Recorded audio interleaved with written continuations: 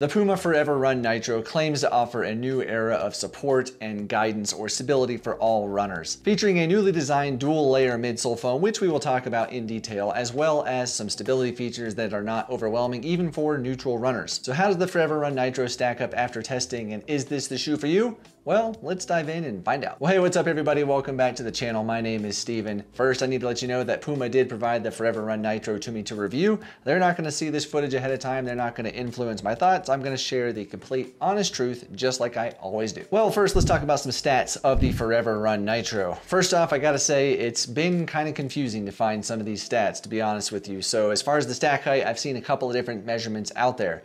First, I've seen 36 in the rear and 26 in the front, or I've seen 40 in the rear and 30 in the front for a 10mm drop. I've consistently seen, and PUMA has said that it is a 10mm drop, but I do believe it's definitely a high stack height shoe, somewhere in that 36 plus range in the rear, and then 10mm lower in the front. So we'll call it that. As for the weight of my men's size 11, I threw it on the scale, weighed in at 10.7 ounces or 305 grams.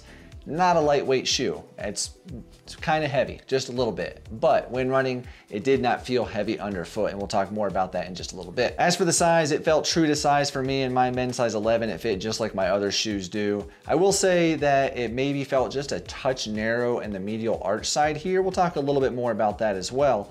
But, toe box was okay too. Hey, real quick, before we get any further, why don't you scroll down, click that thumbs up button, give the video a like. It does help out a lot, and I would really appreciate it. Well, let's talk about the upper of the Forever Run Nitro. I have quite a few thoughts and opinions on this. First off, it is a very, very breathable shoe. This is actually the first thing I noticed when I took it outside for a run was how much air was coming into my feet. It actually felt kind of cold. You can see it on the tissue test when I flipped the hairdryer on low.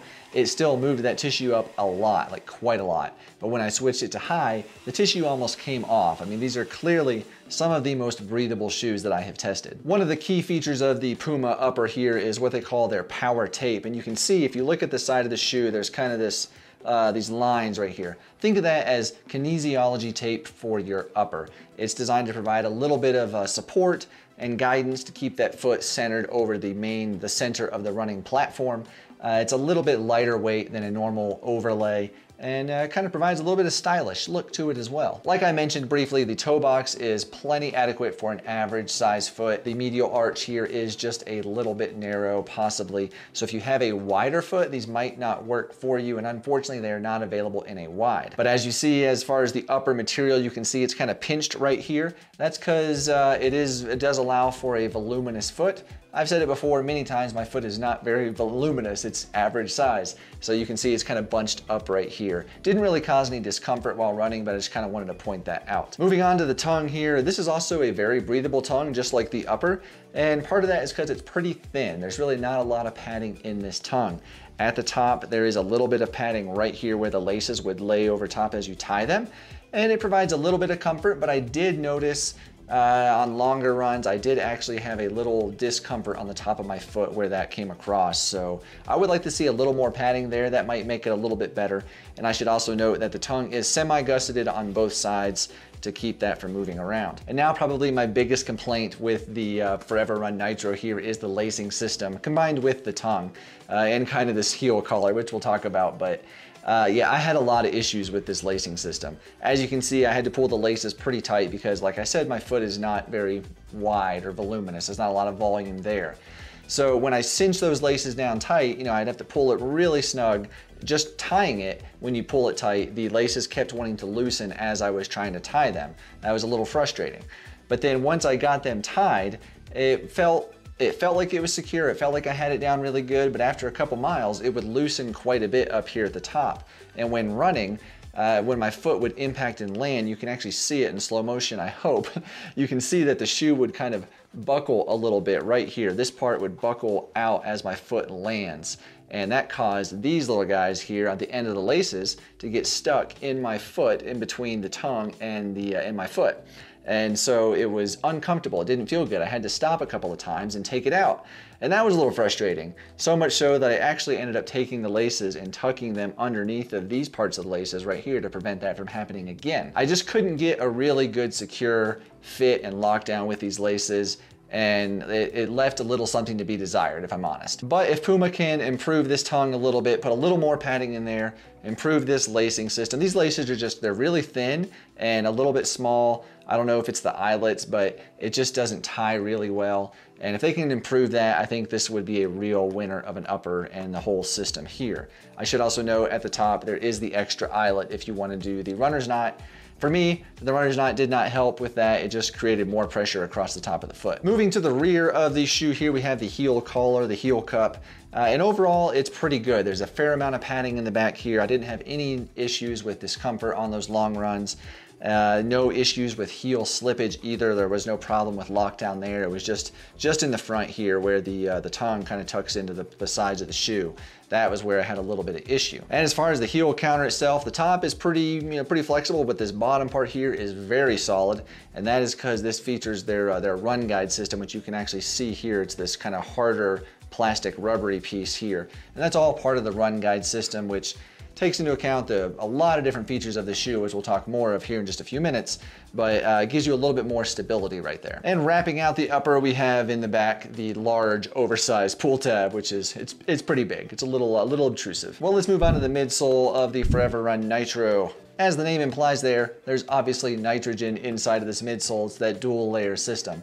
So in this midsole, there are two layers. The outer layer is a firmer, harder shell, let's call it that. And on the middle of that, there's a core of that nitrogen infused midsole. It's a supercritical foam. And how that's made basically is Puma takes nitrogen and infuses it into a TPEE material foam. And through a high heat process, high pressure process, they create this supercritical foam. It's supposed to be more bouncy, more responsive, and more cushioning, depending on how it's tailored, because it can be customized to the shoe and what they're aiming for.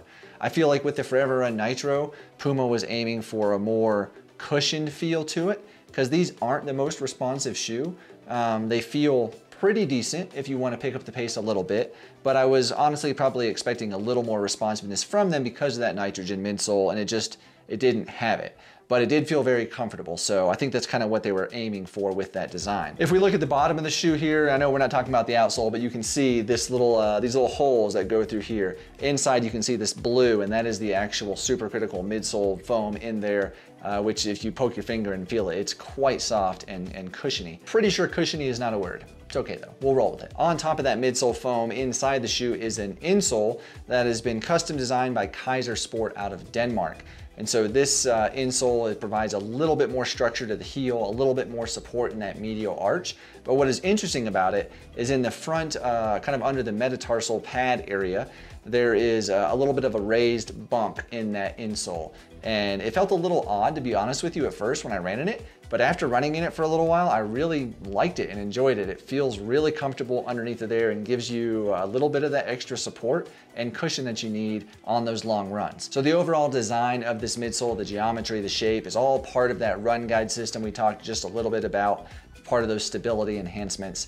And I will say that the midsole foam felt good on those long runs. I took it out for 1.5 hours, was about the longest I went, just a little bit more than that.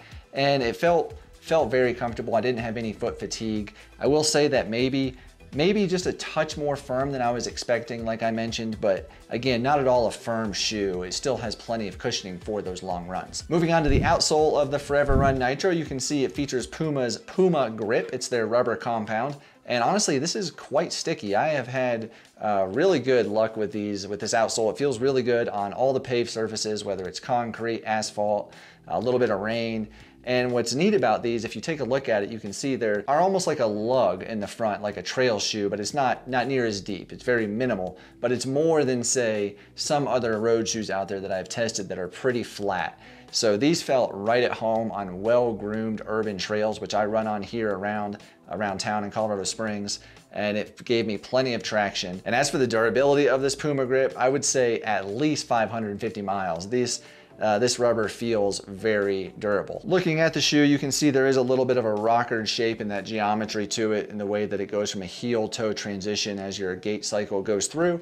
One of the interesting things about this outsole though is you'll see right up here, this little orange piece on this outsole is what they call like a little bump out. It is a little bit higher right here on the shoe. And that's to provide you a little bit more stability under that first metatarsal right there. So if you are an overpronator in your late stage of your cycle, this should provide a little bit more stability for you on that ride. And one last thing about the outsole, I would say is a little bit of a downside to having these holes throughout the shoe. I swear every time I would go out with the shoe, I would come back with rocks wedged in here, and I would have to stop sometimes and get those out. Just a little annoying, nothing big, but it picks up a little bit of weight. And I will say that this rubber, it did sound a little bit more vocal or loud as far as when I would land. It was a little bit louder than some other shoes I've used. As for the price of the PUMA ForeverRUN Nitro, right now it's $150 US. And to me, honestly, that seems just a little bit high. Seems like this should be more in that 140, 145 tops range. I know the HOKA Clifton 9, which I would say this is kind of similar to that, maybe not quite as cushioned or as responsive as the Clifton 9, but the Clifton 9 is $145 US. I know the Solomon Aero Glides that just came out, those are $160, and those are also a maximally cushioned shoe. You know, so that's a little bit more than these. However, I can't help but notice it seems like the trend over the last while has been shoe prices keep increasing more and more and more. And I think we need to get that under control just a little bit, talking to you shoe companies. So the bottom line of the ForeverRUN Nitro is it's a pretty darn good shoe. I've enjoyed testing this shoe. I will definitely continue running in these because they are a comfortable shoe to go on those long, easy days. You know, if I'm gonna be doing some speed work, some tempo, some fartlek stuff, I'll pick a different shoe. This is not for that, in my opinion. But for those long days, easy days, I think it's a great choice. And with a few tweaks, if Puma can improve that tongue and lacing system, I think they can have a real winner on their hands with the ForeverRUN Nitro. Well, now I wanna know what you think. If you have tried the ForeverRUN Nitro, drop a comment down below. Let everybody know your thoughts, how you've felt the shoe has performed overall, the ride, the outsole. If you've had any issues with the lacing system or tongue like I have, definitely be curious to know that. Thank you to Puma for sending the ForeverRUN Nitros. I do appreciate the opportunity to test those. And thank you all for watching. I appreciate that as well. If you haven't already, give the video a thumbs up.